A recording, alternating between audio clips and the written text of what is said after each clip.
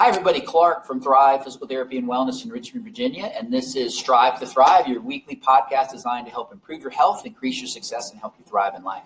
Good. Yeah, my name is Cody. I'm a physical therapist here at Thrive Physical Therapy, and we'll be talking to you today a little bit about a topic that I find to be pretty important in today's society, especially in the light of certain events, which is body respect. So you may ask, what is body respect? And to me, body respect means that you treat your body and you treat your physical self, mental self, and emotional self with the same respect that you would give your most prized possession, because I would argue that this is by far your most prized possession. Right? So yes, it is. When it comes to, and this is a little bit more of a swing from our traditional content. We typically try to produce some educational content for people to be able to learn from. I think today can definitely be a learning experience for you, but it does require some internal reflection to kind of think about how do you treat your body? Do you treat it well, thoroughly throughout your life, week, day, whatever it may be? And if there are any deficits in your life, you kind of want to take a hard stab at why are there kind of shortcomings in how I treat my body, and are those shortcomings worth maintaining for a long period of time? So kind of, if I ask you, Clark, what are some ways that you feel like people routinely disrespect their body or disrespect their personal health? Yeah, that's a great question. So I think there's lots of things where most of us know. Most of us know exercise is important, and taking care of ourselves is important, and sleep is important.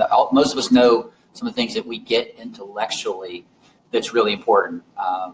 And research shows that if you don't have good exercise routines, that all these things, these foundational principles, as we like to call it, those make you much more likely to have health issues or different things later in life, just from coronary artery disease to cancer to you name it. There's all kinds of things. There's tons of really good backup between why this is such an important topic. So what I see is I think people strive to want to do some of those things, but I see people all the time not getting sleep. I see people all the time not necessarily exercising. Most of them will say they want to, but in terms of like the execution of it and actual following through on and kind of protecting that as sort of sacred must do rather than should do. And that's the important piece. Yeah, I think for me, that's kind of the same thing that we see. I don't think respecting your body is a hard concept to understand. I think a lot of people know what's necessary and what you need to be able to do in order to give your body the best chance of being a highly functioning machine, something that gets you from point A to point B successfully, and then also to just stay running long. I use the analogy of a car all the time when it comes to your body. A lot of people do relatively well with routine maintenance, hopefully, of their vehicle, right? Every 4,000 miles. You got to get your oil change, you got to put gas in it regularly, you got to keep your windshield washer fluids, all the basic stuff, right? And that kind of stuff weighs on people. It's kind of funny to hear that people were very stressed about, oh my gosh, I got to get my oil change, I got to do all these things, but then they don't have the same internal conflict when it comes to exercise or getting enough sleep or eating well or whatever it may be. And you have to think of your body as the only vehicle. One is the one you use the most, right? You're always going to be going from point A to point B in this vehicle of your personal self. And then you also have to know that it requires the same level of attention. It has the same level of intent that you're going to maintain a healthy, strong, functioning body. And then that's also going to give you the greater longevity necessary to use it long. The way I describe it to people is no one's ever been upset that they've spent more time keeping themselves healthy. No one's ever looked back on their life and said, I wish I would have, eaten worse. I would have, lived a less of an active lifestyle while I did. Most people are very happy with the lifestyle they do. They're glad they ate well. You kind of have to think of yourself retroactively in the future from that standpoint. You definitely don't want to give yourself shortcomings now that lead to big deficits and big changes in your lifestyle in the future. And it takes a certain level of commitment to do that, a certain level of foresight. But if you keep that in the front of your mind, people can have, one, really profound changes in their lifestyle now, but then having massively profound changes in their lifestyle as they age.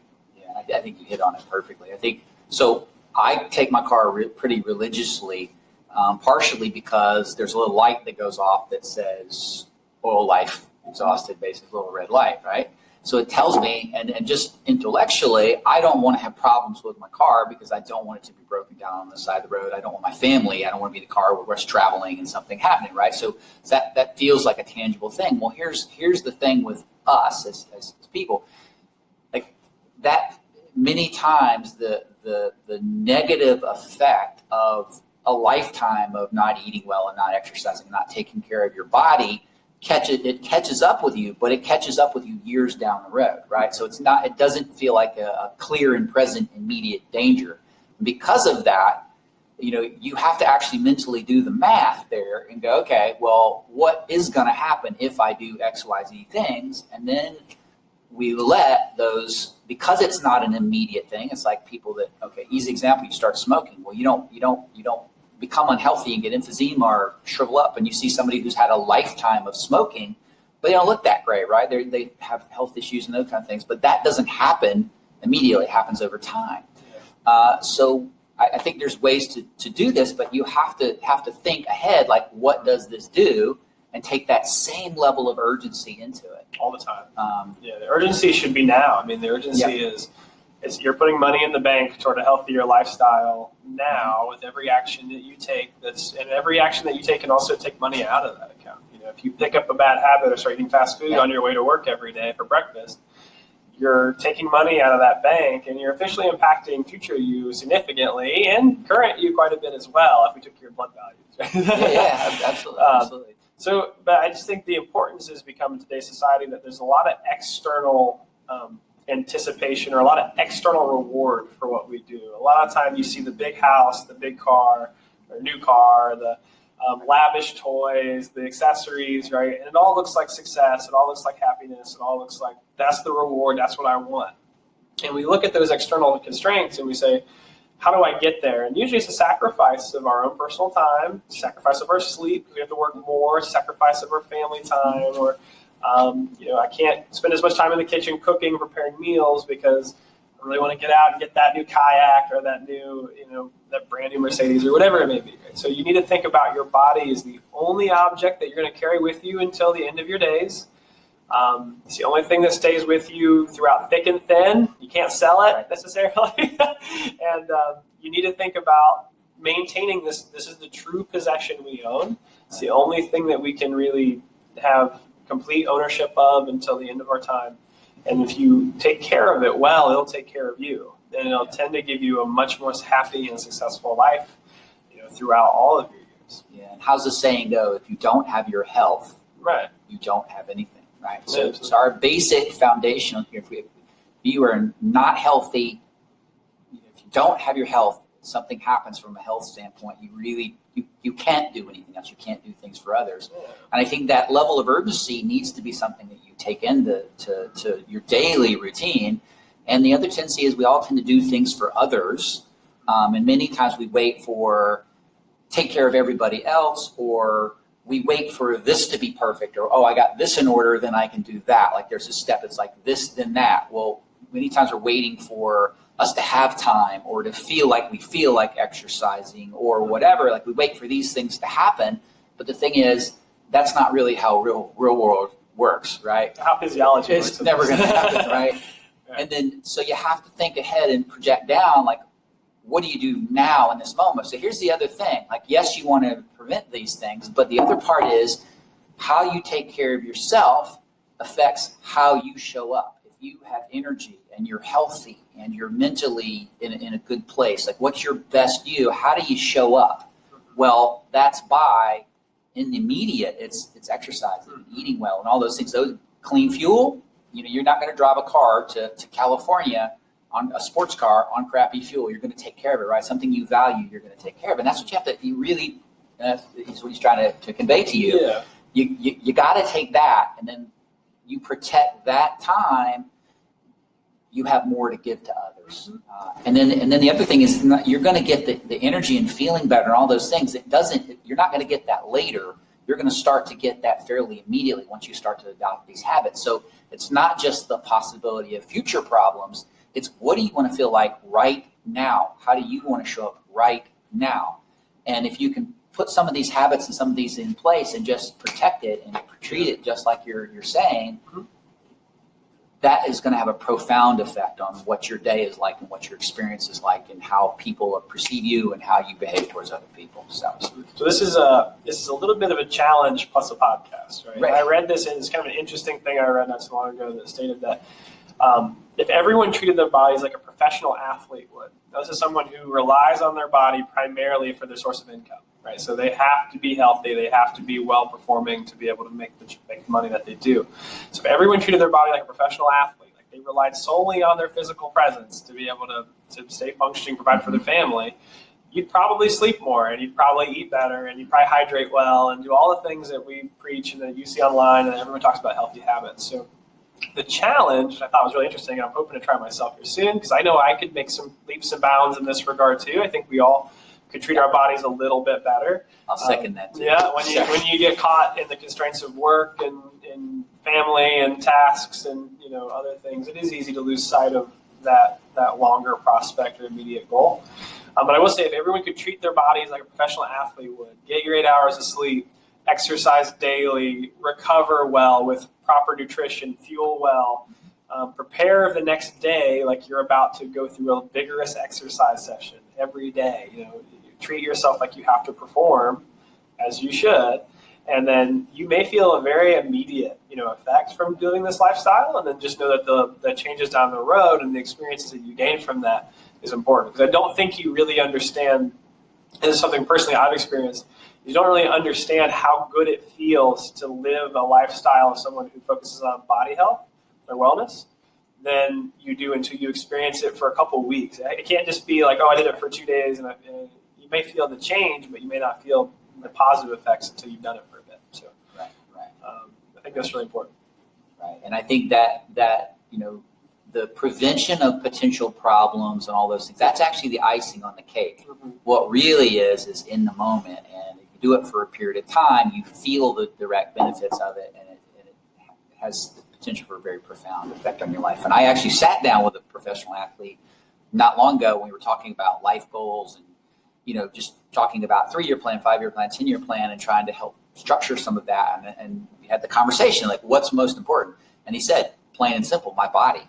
My health and my body is that's my top priority right now, because he's kind of aspiring in the NHL, and that's what he needed to do. Well, his lifestyle reflected it. So what I would tell you is your priorities are reflected in your routine and your calendar. So if you might say you have a priority of your body and your health, but if that's not reflected in exercising daily and eating well and all these things, well, then that's not really your priority. What you're really saying is that's what you want it to be, right? So when the rubber hits the road, it needs to be, what is your action in the moment? What are you doing regularly to make those changes? And don't get me wrong, with this, we're all in this category. We all can do better. So this is really a call for us to try to say, hey, really look at what you're doing.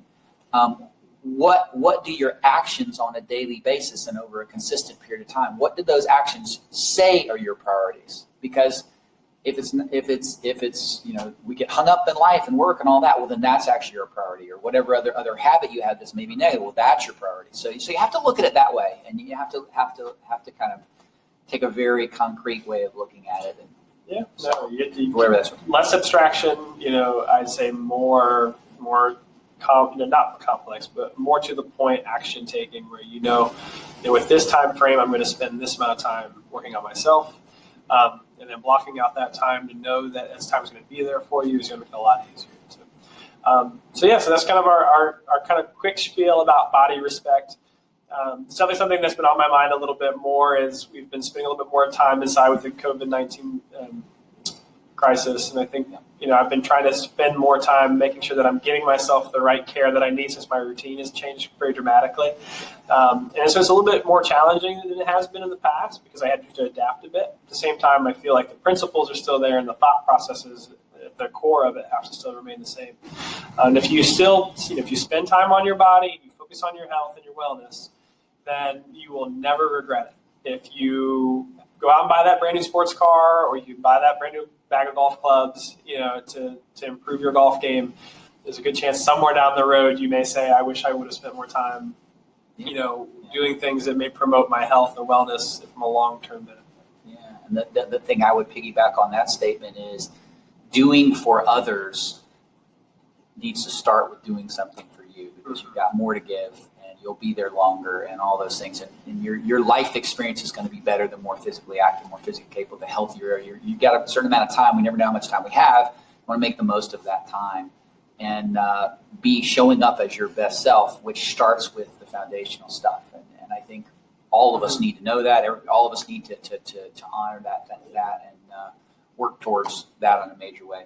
I know there's a tool that you use, so I'm going to ask you, like, how do you keep track of your habits and what do you to help people? Yeah, so there's a couple. I mean, I've actually used two different mechanisms, but one of the things I use is a self-journal. So every week I record kind of some of the certain tasks that I want to get to that week. I also reflect on it each day, and then at the end of the week, a little bit bigger reflection. So that gives me a chance to sit down and actually think about how do I want to, when do I want to change next week, and two, how well did I actually accomplish my tasks? So some of my tasks may be, drink 100 fluid ounces of water per day, and I record each day I did that. Get 150 to 200 minutes of exercise per week, whatever it may be, right? So I make kind of a concrete goal for myself, and then I take those goals, right? Those are my main points, and then I usually put them in a system where I create 4 different categories for where I want to focus. And for me, physical wellness is a big portion of it, and that kind of goes under, for me, personal. There's also things that I want to accomplish professionally, and then things that I want to accomplish from a relationship standpoint with my friends and family. And I usually categorize all those things underneath that standpoint, and then I slot them in to make sure that I'm hitting all the assets or the facets of what I consider to be successful throughout the week, and at least I'm keeping a good direction. Because I think it's easy to get swayed by all the daily tasks and the miscellaneous kind of going and forth of life and lose that true sense of direction of what really matters, which for me is my family and my relationships, growing professionally as a physical therapist, and then making sure that I keep a good personal, health, emotional state, and things like that. Yeah.